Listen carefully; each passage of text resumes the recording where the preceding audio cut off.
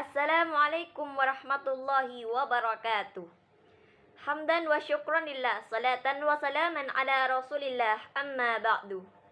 Hayya nashkuru, syukran kathiran ilallah, alladhi qad a'tana ni'matan wa hidayatan, hatta nastati'a an najtami'a fi hadihil makan al-mubarak.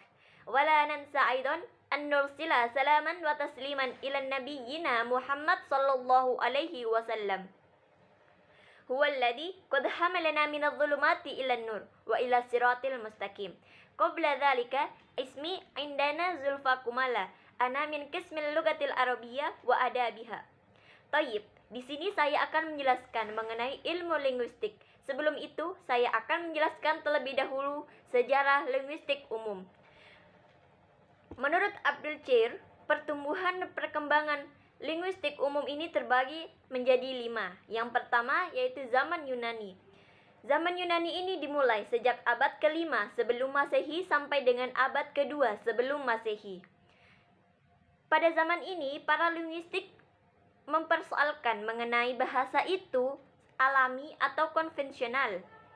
Maksud dari keduanya yaitu alami. Antara lambang dan acuan itu memiliki hubungan yang pasti. Sedangkan konvensional antara lambang dan acuan itu tidak memiliki hubungan yang pasti. Socrates berpendapat bahwa antara lambang dan acuan itu memiliki hubungan yang pasti.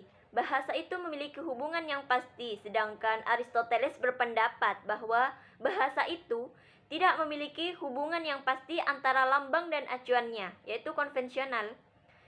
Nah, di samping itu, para linguis juga mempersoalkan tentang apakah bahasa itu beranalogi, beraturan, atau beranomali, tidak beraturan. Nah, Plato dan Aristoteles ini berpendapat bahwa bahasa itu beranalogi, beraturan. Nah, karena dia beraturan di situ bahwa seseorang mudah merangkai atau menyusun kata menjadi sebuah kalimat yang sempurna. Seperti itu. Selanjutnya, zaman Romawi. Zaman Romawi adalah kelanjutan dari zaman sebelumnya, yaitu zaman Yunani. Salah satu tokoh yang terlibat di zaman ini yaitu adalah Faro. Faro ini mempersoalkan tentang etimologi, bahwa ia berpendapat bahwa terjadi perubahan bunyi setiap zaman dari zaman ke zaman selanjutnya, yaitu demikian pula terjadi perubahan pada makna sebuah kata. Pada zaman Romawi ini juga berkembang pula kebudayaan Yunani yang disebut dengan Helenisme. Helenisme sendiri yaitu adalah sebuah ilmu pengetahuan yang disoroti berdasarkan ajaran Stoa.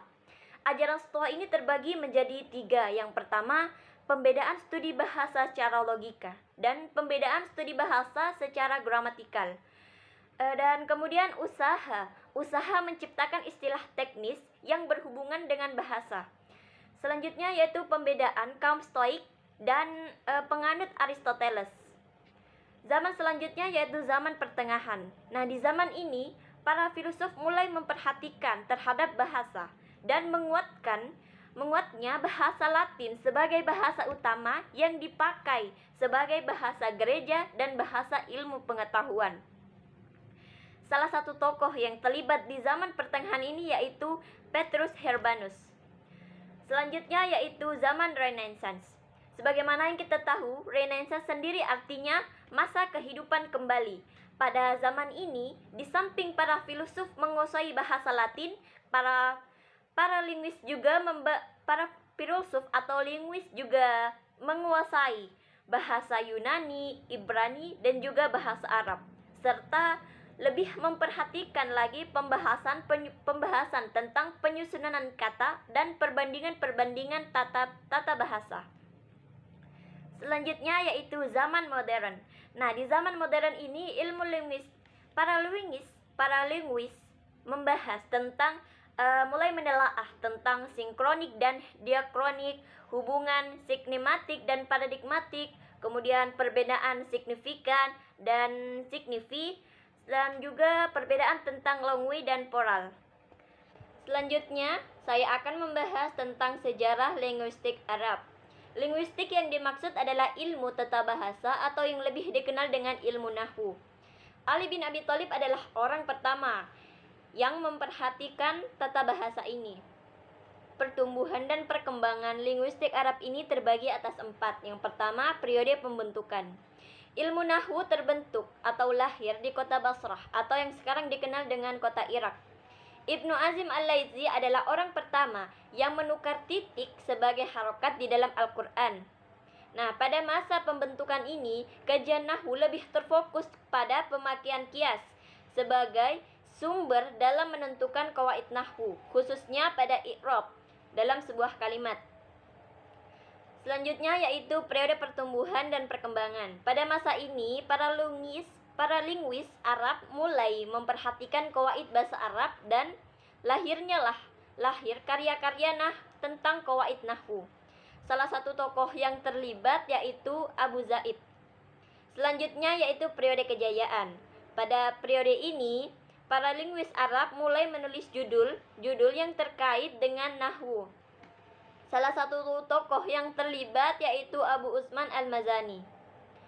Selanjutnya, periode yang terakhir yaitu periode reformasi atau reformulasi.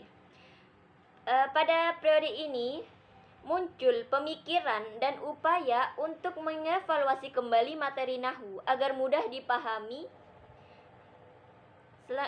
Reformasi ini sebenarnya muncul pada abad ke-6 Hijriah, tetapi ditelan oleh masa yang berkembang dan baru muncul kembali pada abad ke-13 Hijriah. Salah satu tokoh yang terlibat yaitu Ibrahim Mustafa. Selanjutnya saya akan membahas tentang bahasa. Sebelumnya saya akan mendefinisikan kembali apa itu bahasa. Bahasa adalah sarana untuk berinteraksi antar manusia atau dapat disimpulkan adalah proses manusia untuk menyampaikan sebuah gagasan yang ingin disampaikan. Bahasa memiliki karakteristik, yaitu pertama, bersifat arbitrter. Hubungan antara lambang yang dilambangkan itu tidak wajib atau bisa berubah kapan saja dan tidak dapat dijelaskan mengapa lambang itu dimaknai tertentu. Selanjutnya yaitu bersifat produktif. Sebagian besar unsurnya itu terbatas, namun dapat dibuat satuan yang tidak memiliki batasan. Selanjutnya bersifat dinamis. Bahasa bisa berubah kapan saja sesuai perkembangan zaman yang ada. Selanjutnya itu bersifat beragam. Walaupun bahasa memiliki pola-pola tertentu, tetapi setiap manusia memiliki kebutuhan dan kebiasaan yang berbeda-beda. Maka dari itu, bahasa itu beragam. Selanjutnya yaitu bersifat manusiawi.